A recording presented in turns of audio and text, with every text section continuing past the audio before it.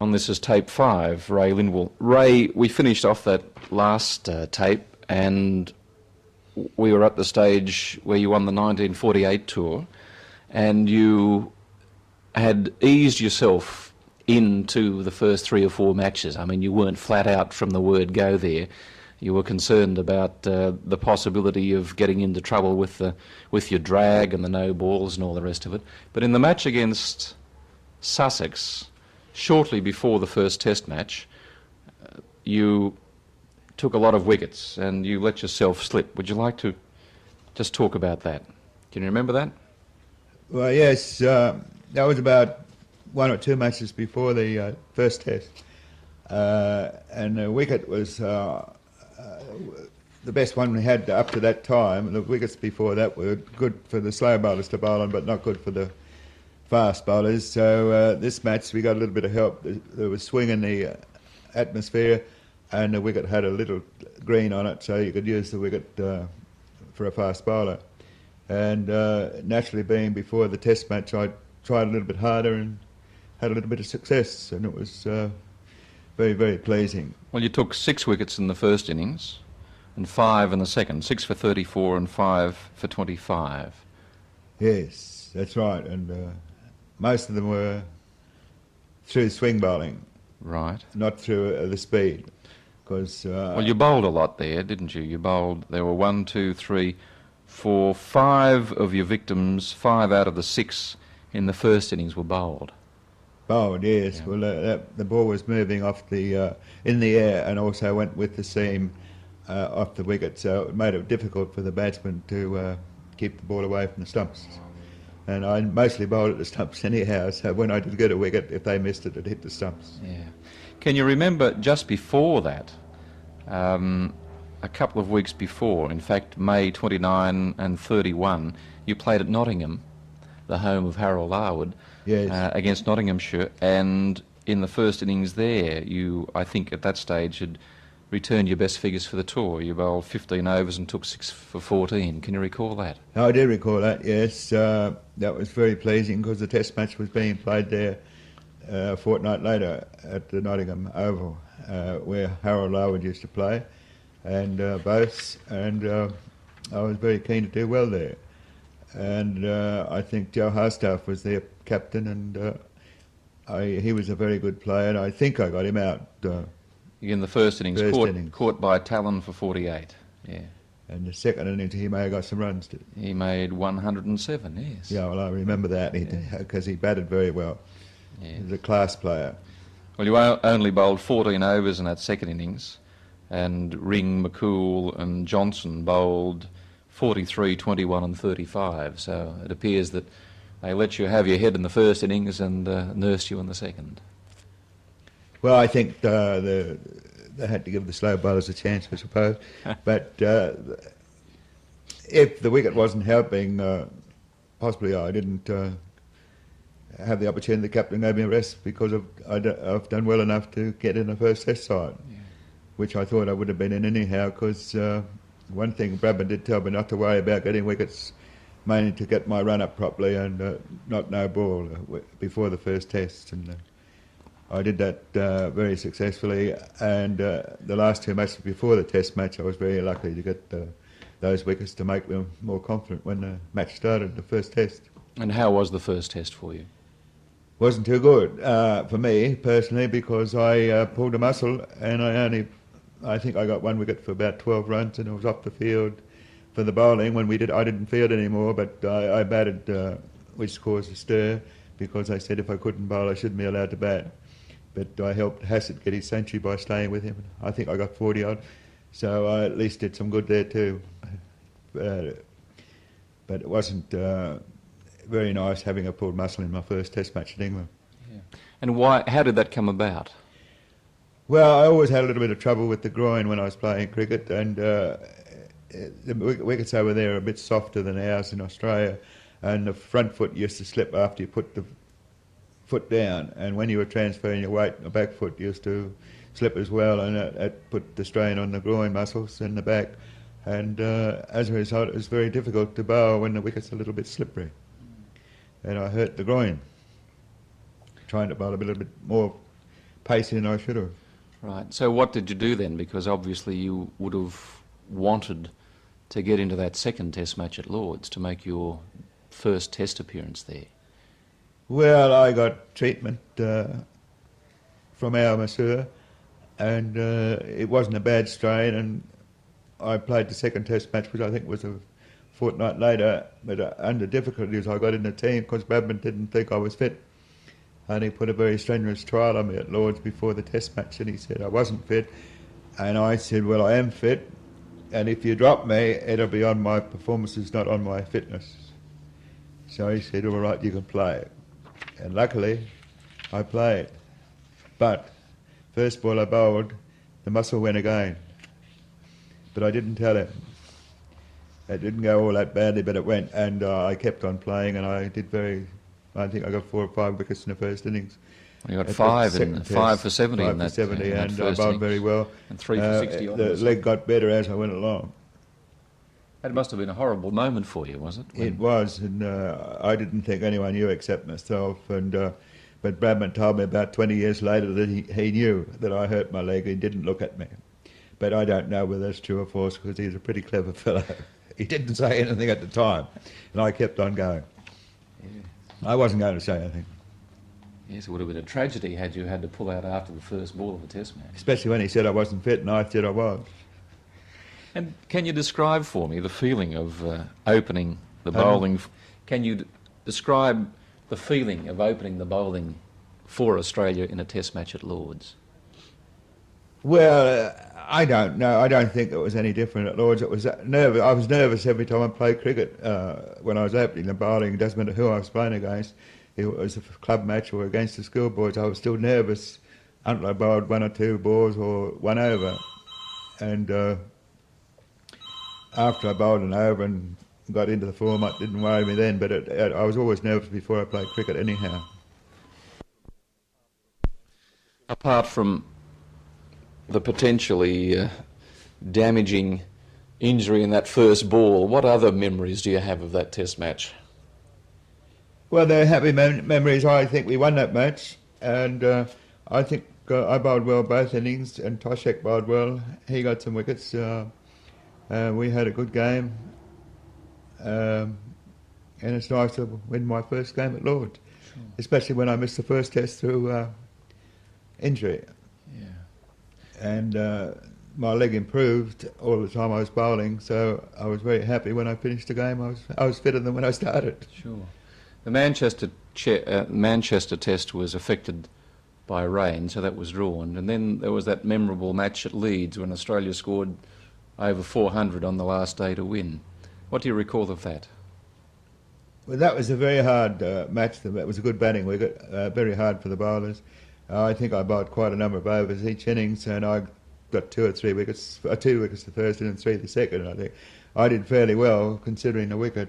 But the scores were fantastic. They got 500 odd, and they closed the second innings. And we had to get 400 runs on the last day. They were still batting on the last day, and they continued on because they were frightened we might get the runs.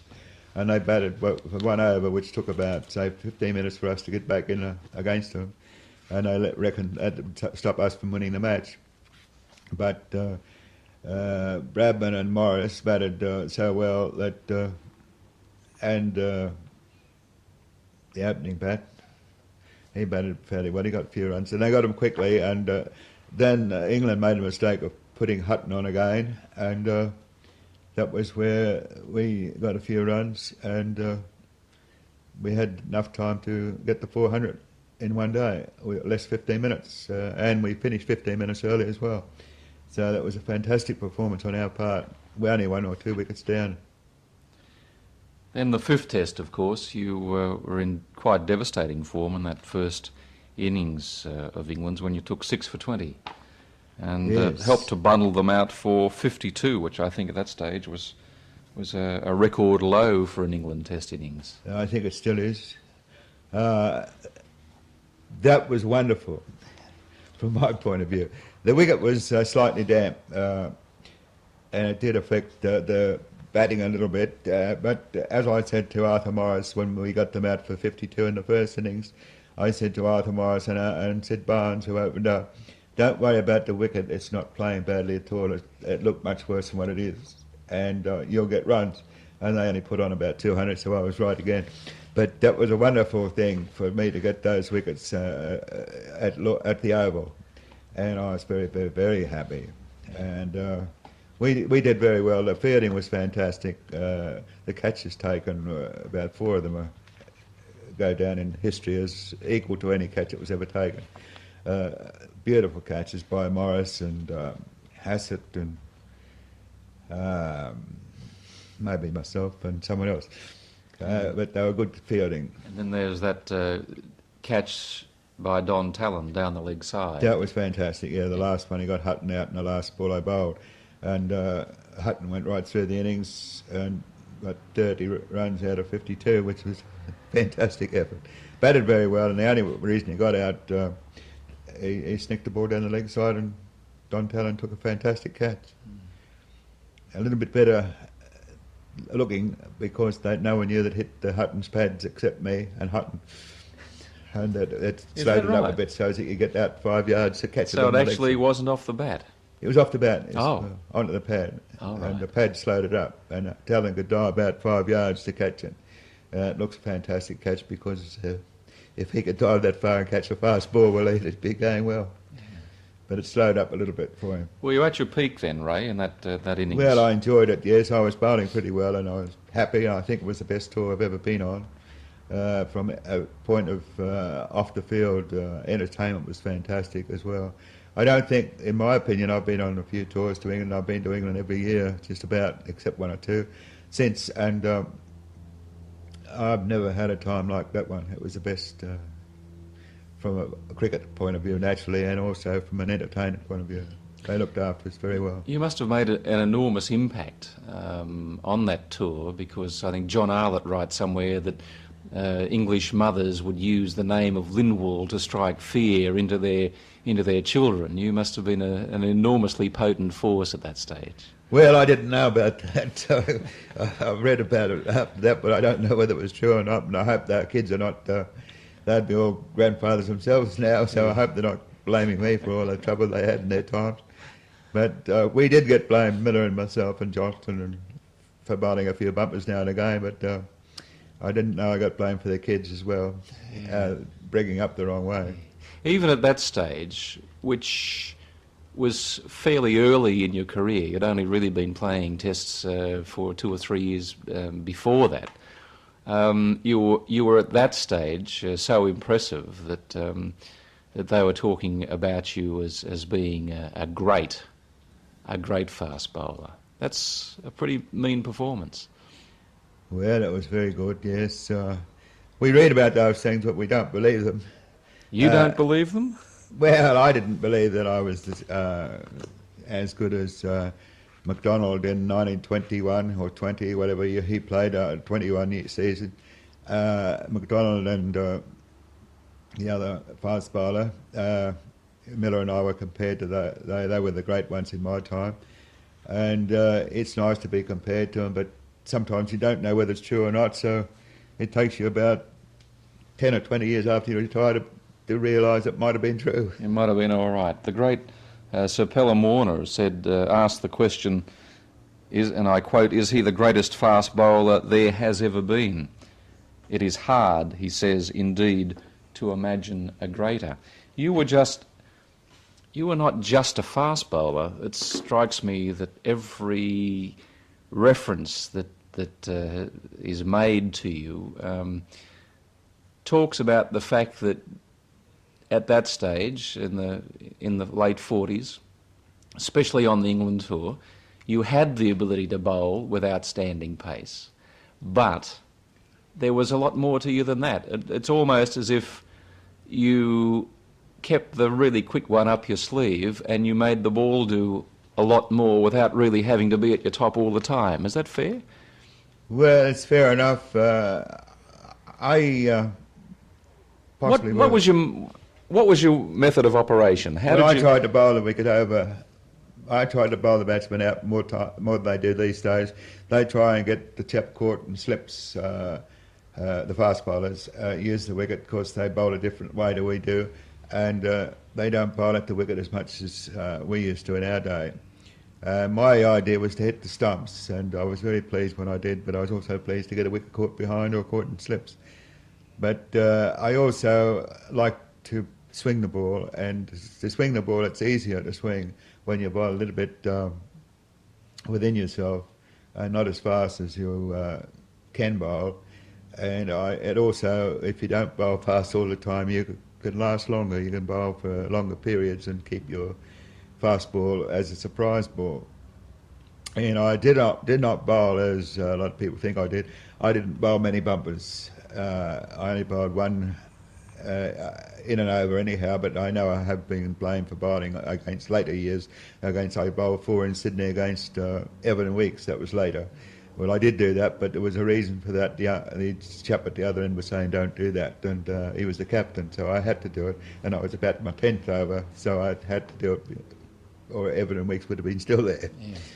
You had the ability to swing the ball very late and to have control over it. I mean, you attacked the stumps pretty well all the time, and you were blessed with this ability to swing the ball a lot and late, and you also were able to pitch it pretty well where you wanted to. Well, yes, it took years of practice, though. I practiced all my life as a kid. When I was during the off-season, I used to run up, even when I was playing football, practicing for football, I sometimes, in my backyard, practiced bowling cricket at nothing, at a stump or something like that.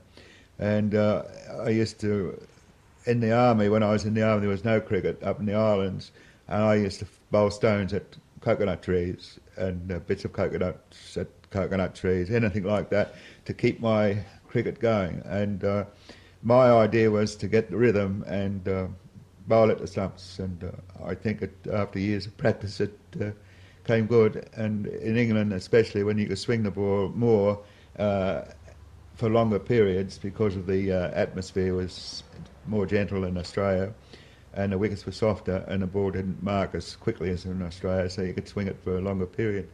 And it was much easier to bowl that at a medium fast pace than at a fast pace. So but you always had that threat. You always had that thunderbolt up your sleeve. Well, I suppose I worked on it, yes. I always thought that the fast ball was always expected, but if I didn't bowl it, they weren't ready for the slower one. It wasn't slow, but it was a slower pace. It was still fast, but it wasn't slow fast as the fastest one. So you weren't really trying to bowl the quickest ball, every ball that you bowled? No, I didn't, but I think the action was nearly always the same. But that was, as I said before, that was through the drag and also the holding the ball back behind the wrist and only letting the ball go the last 6 inches or so of your arm action over when it's got up to your shoulder, and let the ball go. And if you let it go with a flick, well, it went fast, and if you let it go with a slower action, which is not much different when the batsman's watching, it's a slower one. But it's not a slow ball, it's a slower one than the fast one. I think I used to bowl tried to, about 4 or 5 different paces in every over. And I used to like to have one batsman facing 4 balls at least, because I used to bowl 4 different balls to him, and I would prefer to bowl to a batsman 4 balls at him straight than he'd get away 1 ball at a time, because I couldn't concentrate on bowling what I meant to bowl if he wasn't there. Yeah. And different batsmen are different, and so you had to change your style to bowl at the other batsman. So I'd prefer to bowl at the same batsman until I got him out, or he got 100. Yeah. It's almost like a chess game. I mean, you had sort of had the subtlety and the thought processes of a slow bowler rather than a tear-away quick. Yeah, I didn't play chess, so I wouldn't know about the chess part of it. But and I did bowl slow. I've still bowled slow, but I thought as I bowled as I wanted to bowl, and that's the way I thought. And after years of practicing, I worked out how to bowl, in my opinion, and I kept to it. So this was a process in your own mind and in your own development over time, allied to a lot of practice, without necessarily having anyone saying, Ray, you must bowl this way or that way. That's true. I was never really told to bowl this way or that way, except I think Harry Thiek helped me when I was a little kid. Told me to bowl the bumper now and again, just to put the batsman off his coming forward to you. And Bill O'Reilly also told me to bowl the bumper now and again. And that's the only time I've been told what to do, how to do it. And that was when I was about 16, 17. That's such a contrast to what seems to happen today, when you've got so many coaches and kids are sort of being coached from, first thing to last in every little aspect of the game. Well, I was never coached officially by anyone except in New South Wales when I got into the coaching squad before I played Test cricket, I think it was. They had a coach there, and we used to go out there once, or I could only get out there once a week to play with the young up-and-coming chaps. And they had a coach, and a chap named Lowe, Mr. Lowe, and he was a very good coach, but he didn't tell you how to bowl. He just watched you bowl, and he gave you a little bit of advice here and there, but he didn't tell you what to do or how to do it, because you were picked out as a good player, as a good prospect, and he just helped you along without you knowing it. And he was possibly a good coach without you knowing it until later on. What he says was very good, but you didn't take much notice of it, because you were out there practicing and talking to the other players. You didn't talk much to the coach. But he was a good coach, and he helped a lot of New South Wales cricketers. And but he didn't tell you exactly what to do. If you bowled a good ball, he told you about it. And he also said to one of the batsmen that came back from a tour in 1938 was Jack Fingleton. Came back and he came off the ship and he went out to practice with us. And I bowled to him and knocked his stumps over 4 times in the practice nets. And the coach, Mr. Lowe, went up to Fingleton and said, "What do you think of this young lad?" And Mr. Fingleton said, "Oh, don't take your notice of that. I'm not seeing the ball. I just got off the ship." And it didn't do me any good. And we happened to play him next week in the first club match. And I tried like mad to get him out, but unfortunately I didn't. O'Reilly got him out, but I was very pleased to see him go after what he said. But he doesn't know that, and he's not with us now. But he was a wonderful fellow, Jack Fingleton. But when he said that the first time I met him, I wasn't too pleased. But he didn't know that, and I haven't told anyone else except my wife. And so we finished up good friends as usual. You practiced a lot. What about practice in England? I mean, you were bowling the outswinger. That was a natural consequence of your action, I suspect. And you probably brought the odd one back a little bit off the track. But well, what did you do in England? I mean, it must have been a brand new experience because of the conditions being so different there. Well, I got used to the conditions after the first couple of matches, and Keith Miller had been there before, and he told me a little bit about the wickets, what you had to do when you got over there, and especially in the batting part, which I thought I was good. And we got over that, and the bowling was more or less experienced after 1 or 2 or 3 wickets, and different types of class of wicket we played on, and I got used to that, and it just fell into the way I bowled. I didn't think how I had to bowl because it was different. It's just a different wicket you get in Australia. Everywhere you go, you get a different wicket here, and you adjust to the conditions, and you bowl differently on a different wicket. It just gets up into your mind. You don't have to think. But I didn't bowl the in-swinger then. I used to bowl the in-swinger before I was told in 1938 to go back and bowl fast by Mr. O'Reilly, Bill O'Reilly, and I didn't try the in-swinger again because of my run-up and drag, and to bowl the in-swing I had to change my action.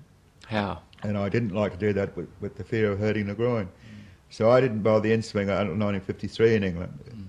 I went over there in 1952 to play Lancashire League, and I bowled the in-swinger over there because I wasn't bowling as fast as I normally was, and I tried the in-swinger again, and it worked very well. So when I went back to England, I wasn't bowling as fast. I wasn't 48 all the time, so I bowled the in-swinger. And what was the change you made to the action to bowl the in-swinger? Well, it's only a slight change. You just bowl your fingers go differently. Let the ball go with your fingers instead of going out on the outside of the ball, on the right-hand side of the ball, that go out on the left-hand side when you let the ball go.